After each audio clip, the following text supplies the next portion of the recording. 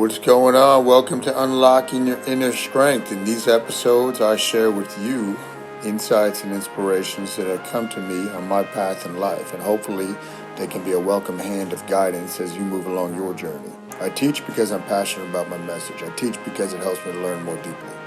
Thanks for sharing a few minutes of your time with me for this week's episode, and without further ado, here is this week's show.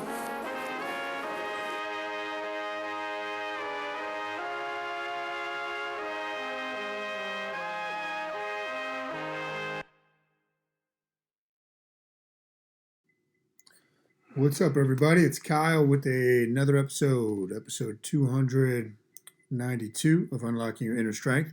Hope you had a great Christmas or Hanukkah, whatever you celebrate. If there's anything else that you celebrate, hope it was great.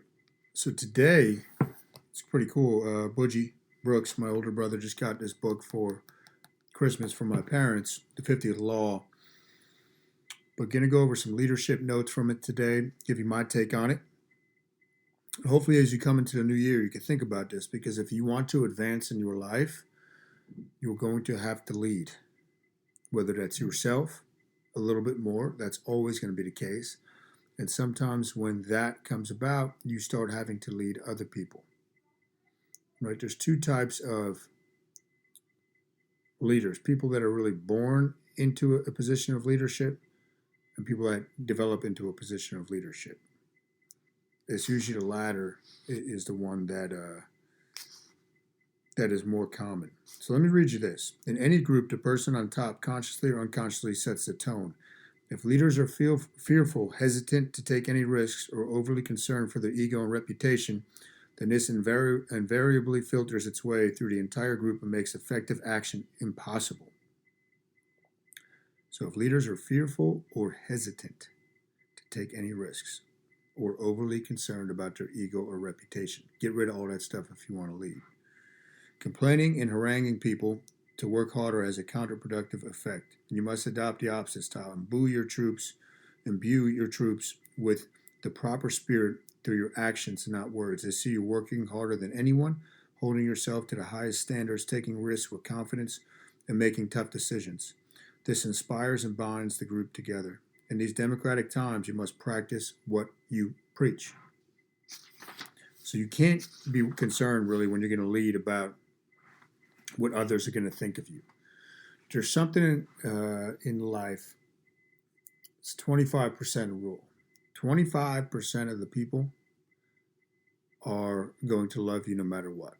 Those are your friends and family, really close people, no matter what you do. 25% of the people are going to like you and then turn to not like you.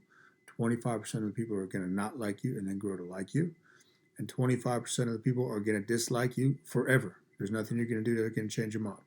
Don't worry about it. Just keep doing what you got to do. Let's see what else we got here. In this world, you cannot relax and rest on your name, your past achievements, or your title. So as a leader, you got to be very mindful of not becoming complacent and not standing still too long. Everything is changing. Like, the more I think about life, it's just kind of this force that's going forward, right? It's moving forward, and you're not going to stop it, and things are going to change as it moves forward. Things are going to continue to change as you continue to go, and you got to be ready for that. Now, think of this analogy. I used to use this analogy for training, but this works with the process and progress of life. If you had water running down a sand hill, right, it's going to make those grooves, going to become smooth. Now, as we move forward in life, that cup that's pouring out the water onto the sandhill is constantly going to be changing positions, which means you're constantly going to be changing where the water is going, forging new territory. It's going to be awkward at first. You've got to be the first one to set that tone. It's easy once other people have done it. I shouldn't say easy, but it's much, much easier when other people have done the tough thing. It's like the 4-minute mile. Once Roger Bannister ran that, the next year you had like 50-some people that did it, when before that they thought it was impossible. So moving forward, right, leading, you're going to be one of the frontier people. You're going to be that drop of water that's making new grooves in the sandhill as you go forward. The one constant in life, you have to remember this, especially when it comes to leadership, is change. The one thing that people fear most in life is change. Get used to it, embrace it, expect it, plan for it. If you plan for it, remember your brain is about prediction and response.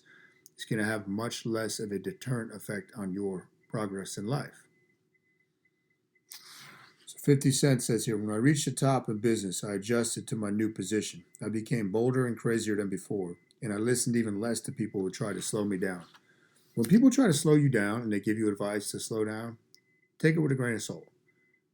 They may think they have your best interest at heart, but you know in your gut what is the right thing and what you want to do with your life. Devin will tell you, I ask people, certain people, there's only a few people I actually go to for advice, less than a handful of people that I'll actually go to for advice when I need advice. And I listen to them, but I don't always take their advice. I get the feedback, and my gut already kind of knows which way, and I might make a few tweaks or see if there's something that I'm missing.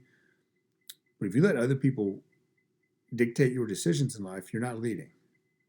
Take advice, process it, see how you can make it your own. If you disagree with it, you discard it. It doesn't mean it wasn't good advice. It might not be good for that correct circumstance or opportunity.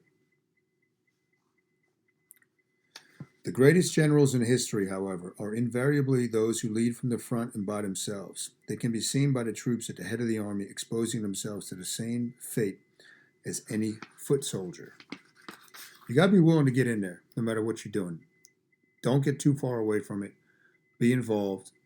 Feel the energy, right? That's part of what being a leader is about. It's being in your business, being in the battle, being on the front lines, feeling the vibe, feeling the culture, seeing if it has to change, right? If it has to change, you as a leader, it's up to you to change it.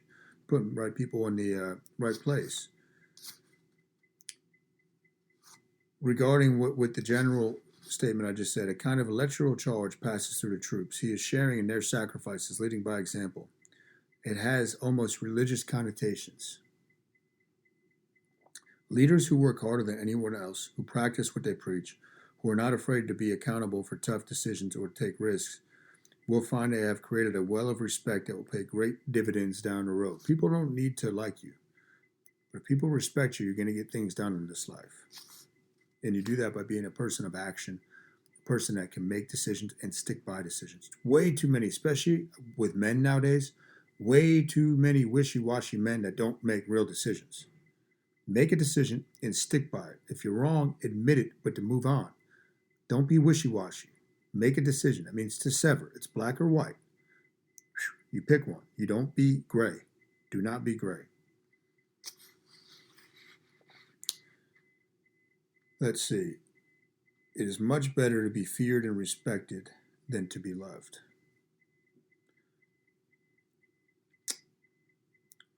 It's a tricky thing, right? I knew when I was a teacher that with my students, my young elementary school students, I could turn my back or go do something pretending with another student, but they still respected me. I never wanted them to fear me. Okay, now that I have children, especially my sons, there has to be a little bit element of fear. And through the fear and respect, I believe you'll develop love for that person. The Bible says this multiple times. You need to discipline your children. Just like if you're in charge, if you're leading people, you need to be a disciplinarian.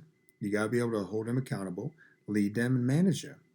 If you can't do that, then it has to start on yourself. Because if you can't lead, manage, and hold accountable and discipline people, I guarantee you're having trouble doing that in your own personal life, which is where it's got to start.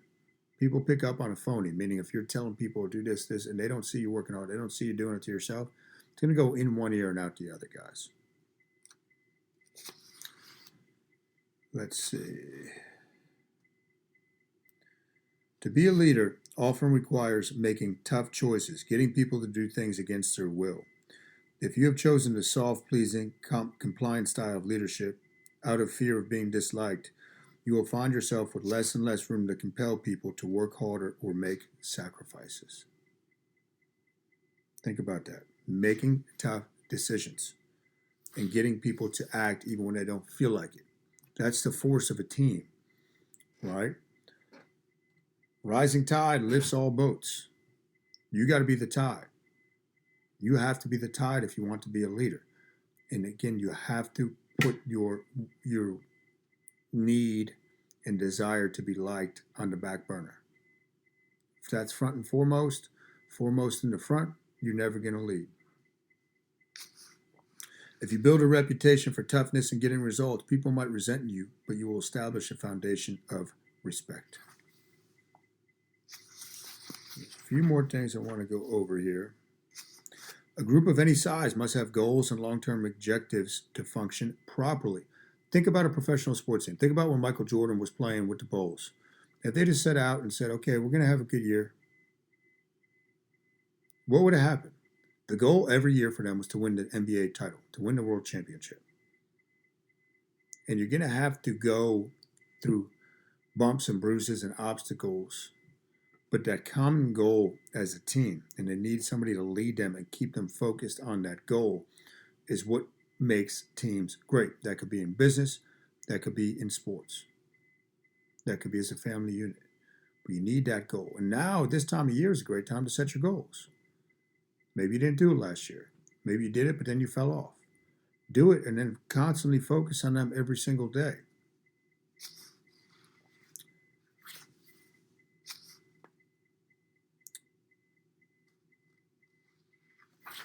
So it needs to be, this is key right here. A group needs a centripetal force to give it unity and cohesion, but it's not enough to have that be you and the force of your personality.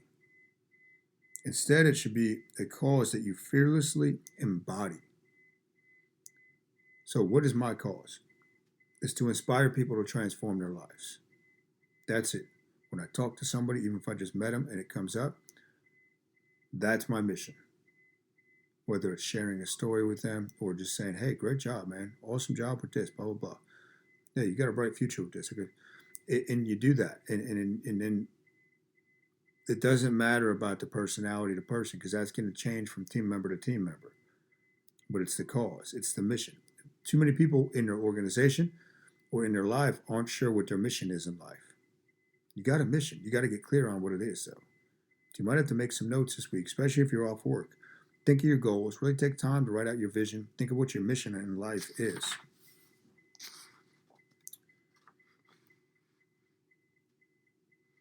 Napoleon Bonaparte initiated and has since been imitated by the greatest generals of the modern era. He would give his field marshals a clear sense of the goals for a particular campaign or battle, what has become known as the mission statement. There you go. That's where it comes from. Learn something new every day. They were then empowered to reach those goals on their own, in their own way. All that mattered was the results. You don't have to micromanage when you're leading people. Set the target, and if you got good people, let them go. If they need course correction, that's when you got to LMA. Lead, manage, and hold accountable, and discipline when needed. Operating with the mission statement is an effective way of softening your image and disguising the extent of your power. You can hide behind your mission statement in a good way. If it's something that you embody and that you really believe in, you can separate personal beliefs to some degree. And say, this is the mission. I don't care what your background is, blah, blah, blah. If you're going to be on this team, that's the mission. And in some ways, guys, it's almost like having an alter ego, your mission statement. You know, I've got a tattoo with my alter ego on it, and that's a very powerful tool for me. And maybe next week I'll make note, do something just on that, the alter ego, and doing the opposite, which I'm going to go over in a second, but I want to go over more in depth. But that's just some stuff to think about.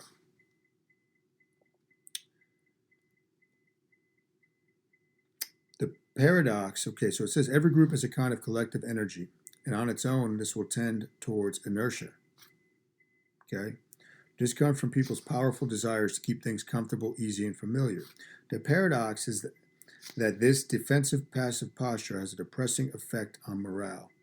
Much like sitting in one place for too long will lower your spirits. You got to keep moving. Life is about forward progress or just movement, right? Growth. There's no such thing as staying stagnant. You might think there is, and hey, there is time to rest and pause, like maybe this week, the holiday week, and reflect. But realize that you're still going forward. It's just this lower period, but you're still going out. You're still going forward.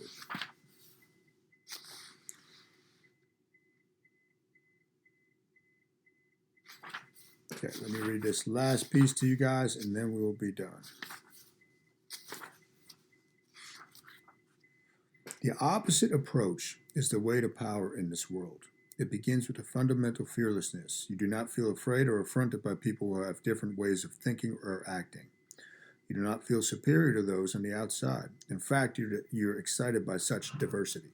So I'm going to go over that more in next week's podcast, but that is a super powerful thing. Do the opposite. And that's a lot of times it's just going to steer you right in life, whether you're leading a group of people or not. But as a leader, usually that's the way you got to go. What is everybody else doing? Okay, that's probably not right. Let's do this. People, and you can see nowadays more than ever, people have a herd mentality. People are sheep. There's a reason for that saying. Sheeple, right? You can see it more now than ever.